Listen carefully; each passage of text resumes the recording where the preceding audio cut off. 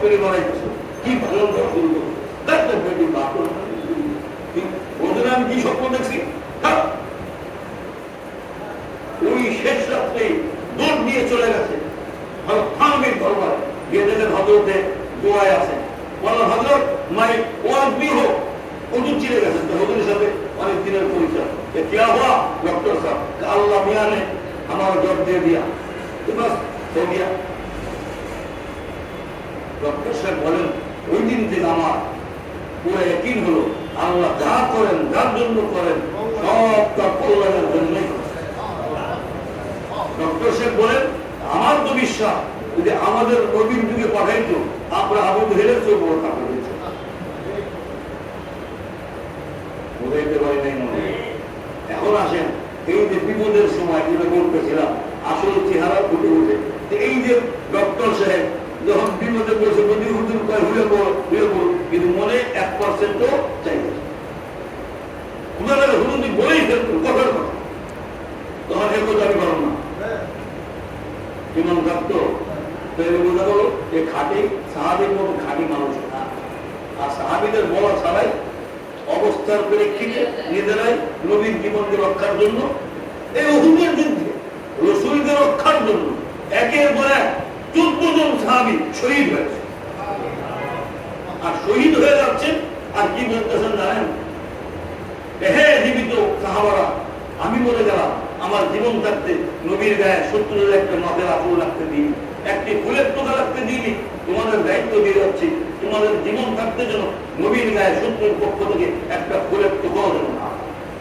তোমরা জীবিত থাকতে নবীর গায়ে শত্রুর আঘাত লাগে আমি আল্লাহর কাছে তোমাদের বিরুদ্ধে কিয়ামতের ময়দানে নালিশ না এই বলতেছেন আর একজন মরতেছেন এখন আর হুজুর তাদের মাথাটা হাতের উপরে রেখে তাদেরকে মাটিতে রাখতেছেন আর দোয়া করতেছেন আল্লাহ একে মাফ করে দাও আল্লাহ একে মাফ করে একাধারে কয়জন 14 জন এর মধ্যে একজন ছিলেন এমন আল্লাহু আকবার আনাস ইবনে নজরের চাচা উনি যেদিক থেকে তীর আসতেছিল উনি ওইদিকে পিঠ পেতে দিচ্ছিল যেদিক থেকে তরবারি রাখা যাচ্ছিল পিঠ প্যাট হাত মাথা পেতে দিচ্ছিল যেদিক থেকে বর্ষা লাগা যাচ্ছিল লাভ দিয়ে নিজের শরীরে লাগাইতেছিলেন ওনার মৃত্যুর পরে ওনার লাশ দেখা ওনার আত্মীয়রা চিনতে পারে নাই শরীরে এমন কোনো জায়গা নেই যেখানে আঘাতের চিহ্ন নাই রক্ত রঞ্জিত ওনার বোন বলেন আমি আমার ভাইকে চিনেছি হাতের একটা নখ দেই না নখে একটা নির্দিষ্ট পরিমাণ আলামত ছিল ওইটা দেখে চিনতে পারে এই হলো প্রকৃত খাঁটি আমাকে ওই যুগে পড়াইলে আমি সাহাবী হইতে পারতাম কি পারতাম না এইটা আমি কিন্তু নিশ্চিত না তো দেখেন বলার উদ্দেশ্য এটা বিপদে মানুষের আসল চেহারা ফুটে ওঠে যেমন ডক্টর সাহেব আল্লাহ তাই বলেন এই যে উহুদের ময়দানে আমি তোমাদেরকে বিপদ দিলাম পরাজয় দিলাম এটা তোমাদের কল্যাণের জন্য যে আমি চাচ্ছি যারা খাঁটি মুমিন আর যারা ভেজাল মুমিন এইটা যেন কি হয়ে যায় ভাগ হয়ে যায় আর ভেজাল মুমিন কারা চিন্তা তোমরা পায় না এখন এই মুনাফিকদের দুটো বক্তব্য আল্লাহ এইখানে উল্লেখ করে বলতেছে এই বক্তব্য যারা পেশ করেছিল এটাই হলো ভেজাল।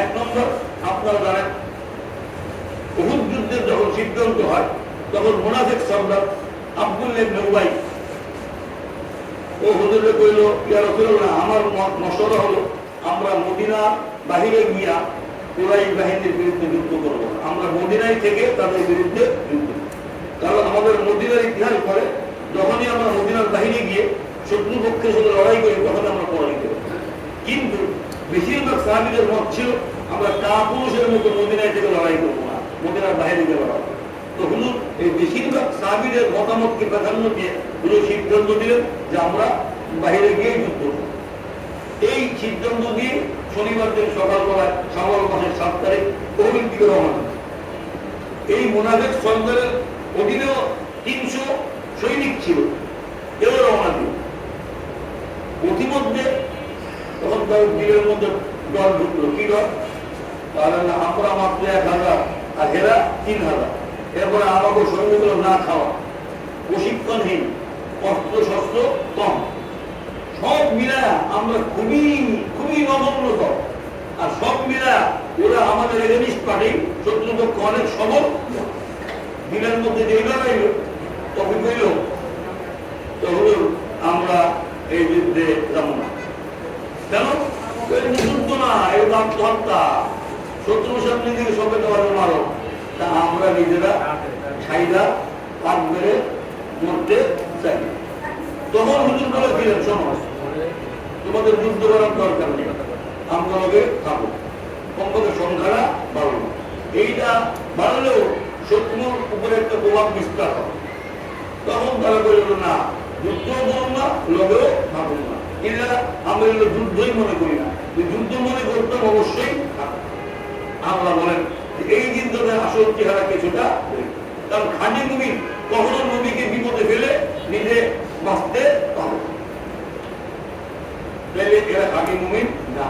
এই যে কষ্ট দেখা বাচ্চাকে ভাবন্ত হইত, এবার আল্লাহ বলেন ওই দিন তাদের আসল চেহারা, কুফরির চেহারাটা অনেকটা প্রকাশ হয়ে পড়েছিল। আর এর সঙ্গে সুখের দিন বলে তাদের ইমানের চেহারাটা বেশি প্রকাশ হয়ে পড়ে। এবং তারা যে মুখে বলতেছে এটা আসলে মুখের কথা, দিনের কথা না। দিনের কথা হলো যে আমরা জানি এটা যুদ্ধ, এখানে গেলে আমাদের মরতে হবে, তাই আমরা যাব না। আর মুখের কথা হলো আমরা যুদ্ধ মনে করি না, তাই যাব না। এই বক্তব্য যারা দিয়েছিল এরা হলো ভেজাল মনে। আর বক্তব্য কি দুটো বক্তব্য বলতেছে, এরপরে কইবেন দিলের কথা আল্লাহ জানে, কেন দিলে কি আছে না আছে আল্লাহ বলেন আল্লাহ আল্লাহ অন্তর জানে। আল্লাহ যদি মানুষের দিলের খবর না জানবো, তুমি জানবো। এইটা বলে আপনার যে ডাউট ছিল ক্লিয়ার করে দিচ্ছে। মুনাফিকদের অন্তরে কি বক্তব্য, কি মন্তব্য, কি ধারণা, এটা আল্লাহ ভালো লাগে। দ্বিতীয় বক্তব্য ছিল এই, যেসব মুসলমান শহীদ হয়েছে বহুদিন যুদ্ধে 70 জন মুসলমান কি হন শহীদ। দেখেন একটা এক মিনিটের কাহিনী বলি। এক মহিলা, তার স্বামী ওই যুদ্ধে গিয়েছিল, তার ভাই গিয়েছিল, তার সন্তান গিয়েছিল, সবাই শহীদ হন। যুদ্ধের পরে উনি যখন শুনলেন ওদের যুদ্ধে মুসলমানরা পরাজিত হয়েছে, আরবের মহিলা, বাঙালি মহিলা না, এরা বেড়ামার্গ মহিলা, কি শক্তিশালী মহিলা, এর ঘরের দৌড়ানো শুরু করলো। দেখি কি অবস্থা, প্রতিমধ্যে গাড়ে চাষি আপনি যুদ্ধে তো আপনার স্বামী মারা গেছে, আমি এইটা জানতে চাইনি আমার নবী কেমন আছে। আমার গেলে আপনার পোলা তো শহীদ হয়েছে, আমি এটা জানতে চাইনি আমার নবী কেমন আছে, এটা জানতে চাই। সামনে গেলেন আপনার ভাই শহীদ হয়েছে, তো আমি এটা জানতে চাইনি আমার নবী কেমন আছে। তখন এক সাহাবী বললেন আলহামদুলিল্লাহ নবী জীবিত আছেন, অক্ষত আছেন। বললেন এই যে সুখের সংবাদ শুনাই না, এই সুখের সংবাদ শুনি না, আমার পূর্বে সব দুঃখ অন্তর থেকে দূর হয়ে গেছে। এই হল খাঁটি মুসলমান, এই হলো কি খাঁটি মুসলমান। আমি বলছে দুঃখ হয়নি, অত ভাই বলছে, সন্তান বলছে, হ্যাঁ, কিন্তু নবী বেঁচে আছেন, এই যে হইতে পায় এই 100 সংবাদে আমার সব দুঃসংবাদকে হাতে করে। তো যারা শহীদ হয়েছিল এদের আত্মীয় স্বজনের কাছে এসে এই দলের লোক কি করিল, আমরা এগুলোকে বলি ক্লিনিক বা কি বলি ক্লিনিক, আপনার ওদের কি করে জানি না, আমরা গ্রাম বছর ফুট না কি বলে মানে লাগা। ভালো মানুষের খারাপ চিন্তা তো দেয়, তোমার স্বামী এই হুন্ডি না বলে হারে ওরা যদি আমার কোনো দোষে না গিয়া বড় ইমান বিরোধী কথা। 1 নম্বর। 2 নম্বর হলো এই কথাটা বললে নিজের কাছে নিজের কি লাগে খারাপ।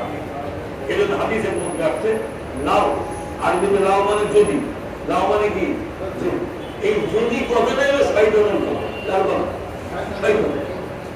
কারণ এটা তাকদীরকে অস্বীকার করার একটা মাধ্যম। যদি এইটা থাকতে পেরে মারা হইত, তার মানে তকদিরে আছে ও আজকে ওই জায়গায় মরবে, আর উনি কইতেছ এই জায়গা থেকে মারা হইত না। তো কেমন যেটা তকদির বিরোধী কথা, এই জন্য হুজুর বলছেন নাও বলবা না। কি বলবা না? কি বলবা? তকদিরে যেটা ছিল সেটাই হয়েছে। কোরআনের মধ্যে আসছে মানুষের মৃত্যুর একটা নির্দিষ্ট সময় আছে এবং নির্দিষ্ট স্থান আছে এবং নির্দিষ্ট অবস্থা। কোন অবস্থায় কোন স্থানে কখন মারা যাবে এটা মানব দুনিয়াতে আসার পূর্বে আমার পক্ষ থেকে নির্ধারণ করে নাকি? তুমি সুস্থ অবস্থায় মারা যাবো না অসুস্থ অবস্থায়, পানিতে ডুবে না আগুনে পুড়ে নাকি বিছানায়, স্বাভাবিকভাবে এসব আগের থেকেই নির্ধারিত। আর এই যদি কথাটা কি করতেছে, এই সবগুলোকে অস্বীকার করতে, এই বক্তব্য যারা দিয়েছিল এরাই হলো মুনাফিক। আল্লাহ শেষে বলছেন, ঠিক আছে, তোমাদের কথায় আমি মেনে নিলাম যে ভয় থাকলে মরা লাগে না, আর যুদ্ধে গেলে মরতে হয়, তোমাদের কথায় মেনে নিলাম। এখন ঠিক আছে, তোমরা সারাদিন ঘরে বয়ে থাকো, কোনোদিন যুদ্ধে যেও না, দেখে তোমরা বাঁচতে পারো।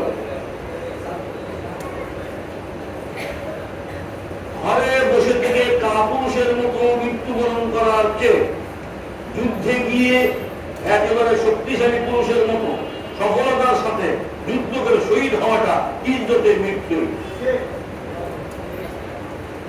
আল্লাহ কোরআনে বলছেন সূরা নিসার মধ্যে, কোন আমাদের দেশে এক কাহিনী আছে, বেহুলা সুন্দরীর কাহিনী, বলেন নাই মনে হয়? বেহুলা সুন্দরীর কাহিনী, এর মধ্যে আরো কাহিনী আছে।